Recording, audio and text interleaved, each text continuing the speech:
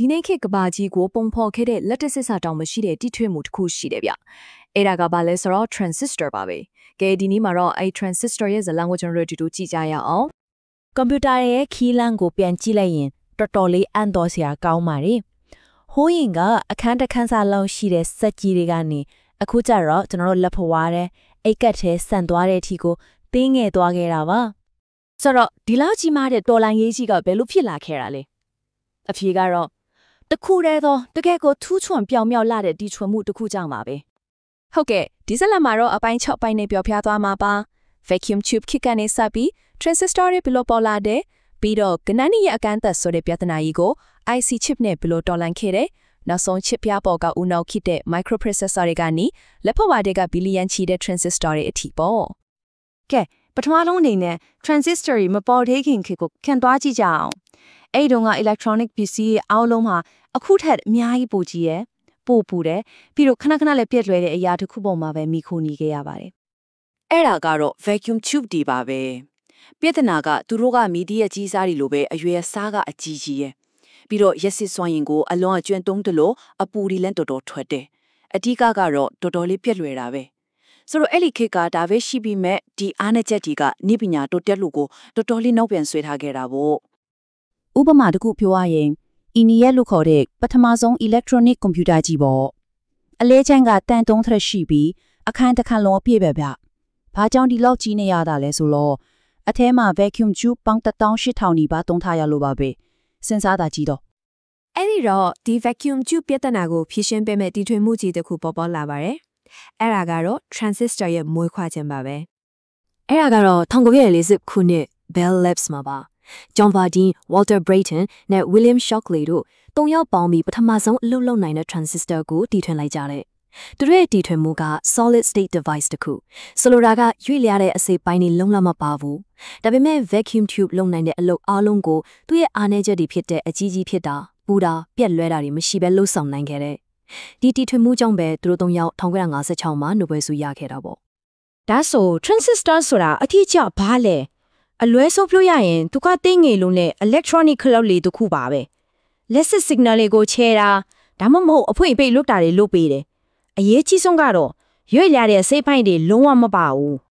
သူအလုံးလုံးပုံကိုနားလည်လွယ်အောင်ရေပုံပိုင်ကောင်းနဲ့ဥပမာပေးကြည့်ရအောင်ရေပုံပိုင်ကောင်းရဲ့လက်ကင်က transistor ရဲ့ gate နဲ့အတူလဲကျွန်တော်တို့ကလက်ကင်ကိုနည်းနည်းလေးလှည့်လိုက်တာနဲ့ဆိုလိုတာက gauge ကို voa နည်းနည်းလေးပေးလိုက်တာနဲ့ပုံပိုင်ကောင်းကညွှရေတွေအလိုက်ထွက်လာသလိုပဲ channel ထဲမှာလက်စီချောင်းအကြီးကြီးစီစဉ်သွားတယ်ပြန်ပိတ်ခြင်းရင်လည်းအဲ့ဒီ gate ကနေပဲထိန်ချုပ်လိုက်အောင်ပဲဒီလိုနဲ့လက်စီကိုဖွင့်အပိတ်လုပ်တာနဲ့အနေငယ်ကနေများချီဖြစ်အောင်ချက်ပေးတာဆိုရင်အဓိကလုပ်နှစ်ခုကိုသူကလုပ်ပေးတာပါtransistor ဆိုတဲ့အမကန်တီထွေမှုကြီးပေါ်လာပြီဆိုတော့အားလုံးအဆင်ပြေသွားပြီလားဆိုတော့မဟုတ်သေးဘူးဗျခင်မီကွန်ပျူတာတစ်လုံးဖြစ်လာဖို့နောက်ထပ်အကြီးမားဆုံးအခက်အခဲတစ်ခုကစောင့်ကြိုနေခဲ့ပါတယ်အဲ့ဒီပြဿနာကို the tyranny of numbers လို့ခေါ်ပါတယ်မြန်မာလိုတိုက်ရိုက်ပြင်ရရင်တော့ကဏ္ဍနည်းရဲ့ရက်ဆက်ချင်းချုံမှုဒါမှမဟုတ်ကဏ္ဍနည်းရဲ့အကန့်အသတ်ကိုဆိုလိုရင်ကတော့အရေးအသွေးတွေတိတ်များလို့ဖြစ်လာတဲ့ပြဿနာပါပဲဘာလို့လဲဆိုတော့ရှုပ်ထွေးတဲ့ကွန်ပျူတာတစ်လုံးတိစောက်ဖို့ဆိုရင် transistor တွေ resistor တွေ wire ကြိုးတွေထောင်ပေါင်းများစွာကိုတစ်ခုချင်းစီလက်နဲ့ဂဟိဆိုပြီးချိတ်ဆက်ရမှာလေဒါကတော်တော်လေးကိုရှုပ်ထွေးပြီးအမချစ်နိုင်ချီအရမ်းများလဲအလုံးကြီးဖြစ်နေတာပေါ့လက်တွေ့မှာအလုံးမချစ်ပါဘူးအဲ့တော့ဒီခနန်းပြည်ရဲ့အကန့်အသတ်ဆိုတဲ့ပြဿနာကြီးကိုကျော်လွှားနိုင်ဖို့တော်လန်တဲ့ဖြည့်ရှင်းချက်အသစ်တစ်ခုမဖြစ်မနေလွတ်လာပါပြီအဲ့ဒါကတော့ IC chip ပါပဲအဲ့ဒီအချိန်မှာပဲအင်ဂျင်နီယာနှစ်ယောက်ကဒီပြဿနာအတွက်အဖြေကိုတချင်တဲမှာပဲဒီချစီရှာတွေ့ခဲ့ကြတယ်။ Texas Instruments က CheckQP နဲ့ Fairchild Semiconductor က Robert Noyce တို့ပါပဲ။သူတို့နှစ်ယောက်ရဲ့တော်လန်တဲ့စိတ်ကူကတော့ integrated circuit ဒါမှမဟုတ် IC လို့ခေါ်တဲ့အရာပါပဲ။ idea ကအရင်ရှင်းတယ်။ transistor တွေ wire ကြိုးတွေအပါအဝင် electronic ပတ်လန့်အစုံကိုတစ်ခုချင်းစီလက်နဲ့ဆက်မဲ့အစားအရာအလုံးကိုဆီလီကွန်ပြားငယ်လေးတစ်ခုတည်းပေါ်မှာတခါတည်းတိဆောက်လိုက်တာဒါဟာကနန်းတွေရဲ့အကန့်အသတ်ဆိုတဲ့ပြဿနာကြီးကိုတစ်ချက်တည်းနဲ့ဖြေရှင်းလိုက်တာပါပဲဒီ IC chip တီထွင်မှုကနေစပြီးတော့ခင်မီကွန်ပျူတာရဲ့ဦးနှောက်လို့ခေါ်တဲ့ microprocessor လေးဘယ်လိုပေါ်ပေါက်လာလဲဆိုတာကိုစက်ကြည့်ကြအောင်အဲ့ဒီနောက်1980မှာ Intel ကနေကမ္ဘာပထမဆုံး microprocessor ဖြစ်တဲ့ Intel 40004ကိုထုတ်လုပ်လိုက်ပါတယ်ချစ်ပြားလေးတစ်ခုပေါ်မှာ transistor ပေါင်း2300ပါဝင်နေဒါဟာတကယ်တမ်းမှာ အခန်းတစ်ခန်းစာကွန်ပျူတာတစ်လုံးရဲ့စွမ်းဆောင်ရည်တစ်ခုလုံးကိုလက်သေးခွန်လောက်ရှိတဲ့ချစ်ပြလေးပေါ်မှာထည့်သွင်းနေတာပဲဖြစ်ပါတယ်။ဒီနေ့စပြီးတော့အရှင်အဟုန်နဲ့တိုးတက်မှုတစ်ခုစတင်ခဲ့ပါတယ်။ Intel ကိုပူးတွဲတည်ထောင်သူ Gordon Moore က1965မှာခံမှန်းချက်တစ်ခုလုပ်ခဲ့တယ်။အဲ့ဒါကတော့ microchip တစ်ခုပေါ်က transistor အရေးအတွက်ဟာနှစ်တစ်ကြိမ်နှစ်ဆတိုးသွားလိမ့်မယ်ဆိုတာပါပဲ။အဲ့ဒါကိုပဲ Moore's Law လို့ဒီနေ့ထိတိုင်လူသိများကြတာပေါ့။ တကယ်လဲအံ့ဩစရာကောင်းလောက်အောင်ပဲဒီနေရာမှာကဆယ်စုနှစ်ပေါင်းများစွာမှန်ကန်ခဲ့ပါတယ်။ကြည့်လေ1981က Intel 4004မှာ transistor 2300ပဲရှိခဲ့ရက1989 Pentium 2မှာ9300ဖြစ်လာတယ်။ပြီးတော့2022မှာဆိုရင် Apple M1 Ultra chip တစ်ခုထဲမှာတင် transistor ပေါင်းအသေးစိတ်မြေဘီလီယံထိကိုရောက်သွားခဲ့တယ်။မယုံနိုင်စရာတိုးတက်မှုကြီးပါပဲ။ ဟုတ်ပြီ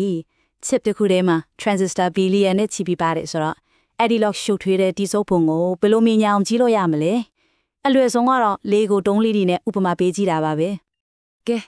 transistor တစ်ခုချင်းစီကို Lego အတုံးပေါ်ကအစွန်းလေးတစ်ခုလို့တော်တော်ထားလိုက်ပါသူချီဆိုရင်ဘာမှသိလို့မရဘူးဒါပေမဲ့ transistor အနှဲငယ်ကိုပေါင်းလိုက်တဲ့အခါ Lego အတုံးငယ်လေးတစ်ခုလို့ဖြစ်လာတယ်အဲ့ဒါကို logic gate လို့ခေါ်ပါတယ်သူကဟုတ်မဟုတ်ဆိုရဲရိုးရှင်းတဲ့ဆုံးဖြတ်ချက်လေးတွေချပေးနေတဲ့အထက်ကအစုံဆုံးအစိတ်ပိုင်းပေါ့အဲ့ဒီ logic gate ဆိုတဲ့ Lego အတုံးလေးတွေထောင်ပေါင်းများစွာကိုထပ်ပေါင်းလိုက်ရင်တော့ Lego model ငယ်လေးတစ်ခုလို macro cell တွေဖြစ်လာတယ်။နောက်ဆုံးမှာအဲ့ဒီ logic gate ဘီလီယံပေါင်းများစွာကိုပေါင်းဆက်လိုက်တဲ့အခါမှာတော့အင်မတန်ကြီးမားရှုပ်ထွေးတဲ့ Lego set ကြီးတစ်ခုလိုပဲကျွန်တော်တို့သုံးနေတဲ့ CPU ကြီးတစ်ခုဖြစ်လာတာပါပဲ။ဒီလိုနဲ့အခန်းတစ်ခန်းစာလောက်ကြီးတဲ့ပြဿနာကနေအတမ်အရွယ်စားလောက်ထိတင်းငယ်တဲ့ခလုတ်လေးတွေနဲ့တိစောက်ထားတဲ့ဖြည့်ရှင်းချက်အထိ transistor ရဲ့ခရီးကကျွန်တော်တို့ကဘာကြီးကိုလုံးဝကိုပြောင်းလဲဖြစ်ခဲ့ပါတယ်။ဒါပေမဲ့စဉ်းစားစရာတစ်ခုရှိလာပြီ။ transistor တွေကအခုဆိုရင် atom အရွယ်စားလောက်ထိသိငယ်လာပြီဆိုတော့ရုပ်ပိုင်းဆိုင်ရာအရာဆက်ပြီးသေးလို့မရတော့တဲ့အကန့်အသတ်တစ်ခုကိုရောက်လာနေပါပြီ။ဒီတော့နောက်ထပ်လာမယ့်တော်လန်ရေးတီထွင်မှုကြီးကဘာဖြစ်လာမလဲမြန်မာဈေးဆိုင် online shop